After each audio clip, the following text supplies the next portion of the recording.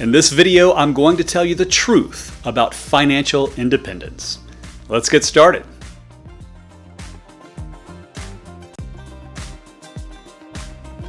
Hey there, this is Patrick King with Prana Wealth.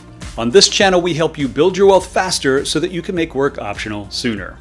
So if you're new here, please consider subscribing. And don't forget to sign up for our newsletter at pranawealth.com/newsletter. Even before the FIRE movement, the term financial independence has been thrown around the financial planning profession for years. It's a phrase that's appealing in many ways, both as a promise of escape from the doldrums of work and as an appeal to the independent nature of the American spirit. It engenders some sort of hybrid of Tim Ferriss and the Marlboro Man. However, financial independence has no specific meaning. Independence from whom or what? You could argue that a hermit living off the grid in the wilderness is financially independent, but perhaps that's not an appealing lifestyle unless you really love writing manifestos. In general, you achieve financial independence when you have enough income to cover your expenses for the rest of your life without the need for employment or assistance from others. This, of course, sounds like a wonderful aspiration if you've ever stayed in a miserable job because you needed the income. I'd argue that many people's idea of financial independence is actually more akin to financial escapism. In fact, what's usually the first order of business once you've saved enough? It's to pull a Johnny paycheck. Does true financial independence culminate in telling your boss to take this job and shove it? For many, time independence may have more meaning than the ability to purchase material things. After all, the 40-hour work week isn't for everyone. For others, it could simply be the desire to be able to walk away from a job should things take a turn for the worst. For example, let's say your supervisor is replaced with a micromanager. A huge component of being content in life is making progress toward meaningful goals, and a toxic work environment can subvert this quite quickly. Whether it's the desire for more time independence or the ability to escape a bad work situation, this defines financial independence by fixating on what we want to run away from. It assumes an inverse corollary. So what do you do once you've escaped from your untenable work environment? Of course, you buy a vineyard. Do you remember those commercials from a few years ago that painted a picture of retirees happily retiring to own and manage a vineyard?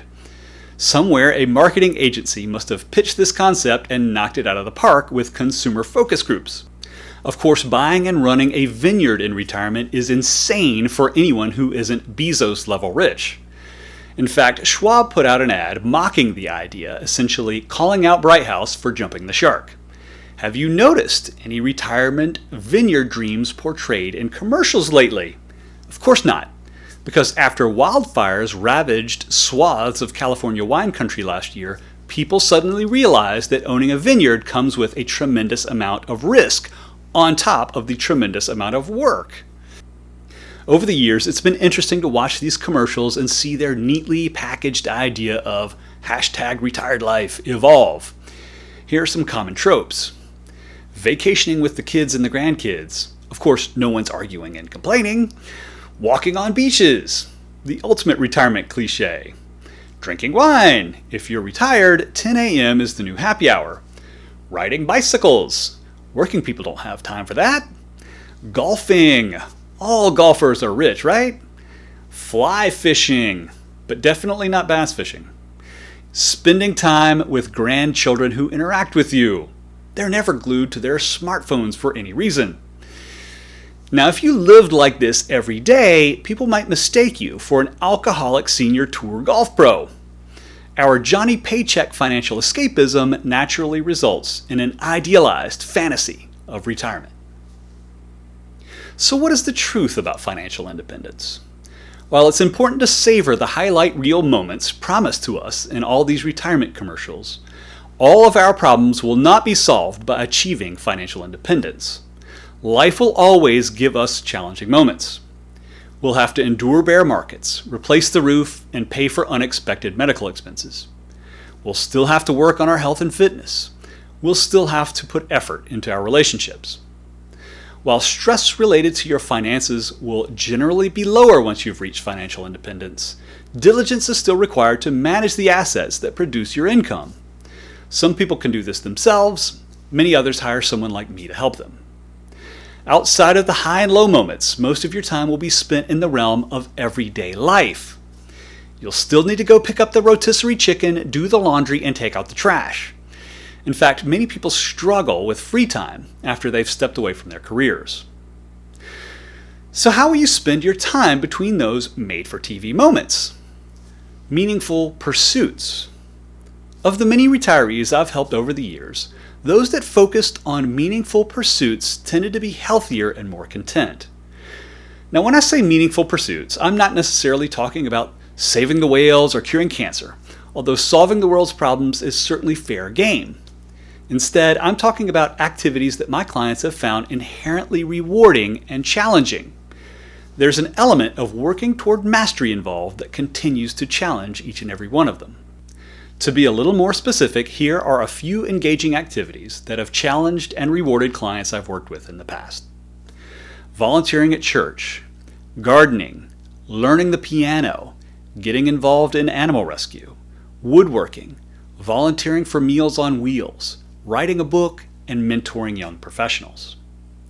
Ideally, a meaningful pursuit both engages the mind and makes the world a better place in some way. Those activities where skill is developed over time are even better for staying engaged and increasing contentment. The feeling that we are improving in some facet positively drives our life satisfaction. As it turns out, you don't need a lot of money to be content and focus on meaningful pursuits. It's you who ultimately decides on what is enough. If you can delay gratification, then you can reverse engineer financial independence more easily than you can imagine. This is the allure of the FIRE movement. All that is required is for you to decide. And remember, the Latin root of the word decide means to cut away. Consumerism will trap us in gilded cages if we allow it. In the end, everyone who has achieved real financial independence on their own has made an intentional decision about how they want to live in relation to their finances. Those that do not make a choice will have that decision made for them later in retirement. No matter where you draw that financial line of demarcation, we must all tend to our assets just as we would tend to a garden. In truth, financial independence isn't a life of permanent vacation. Someone still has to run the dishwasher. Rather than promising to be the end of all of our troubles, financial independence gives us the flexibility to follow our curiosity, focus on interesting challenges, and create more meaning for our lives.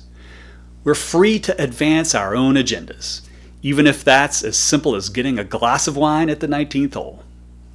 If you'd like help talking about what true financial independence means for you, then visit us at pranawealth.com to see if we're a good fit. We do still have the capacity to take on new clients. As a fee-only financial advisor in Atlanta, we can and do work virtually with clients all across the U.S., and we're here to help you whenever you're ready. Hey, if you found this video helpful, please help me grow my channel by liking this video and subscribing to my channel. And don't forget to sign up for the newsletter at pranawealth.com/newsletter. Thanks so much for watching, and I'll see you soon.